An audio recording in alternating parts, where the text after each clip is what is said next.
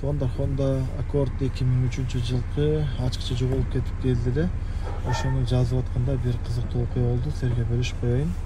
Ушул машинаны ОБД менен жазылат. Мына жакта эле радио менен ОБДсын сайып жазсам такыр эле файл connect деп чыга берди.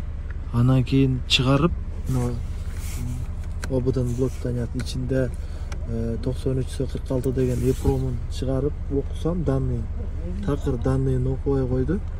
Анан кийин кайрадан алып келип салып, штекерлерин бир карап коеюнчу деп, штекерди чыгарсам, штекердин ичинде серый зымды чыгарып, тияка уруп коюптур.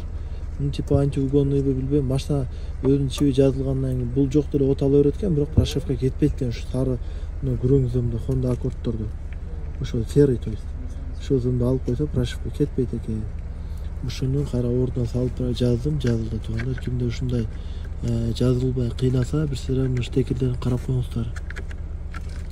Барыңарга ишиңерге келек. Ассаламу алейкум. Мынакей азыр сурганга марка жетип калды. Суруп туруп, замокты ачып, уталдырсам, мынакей уталып атат. Барыңарга келек, туугандар.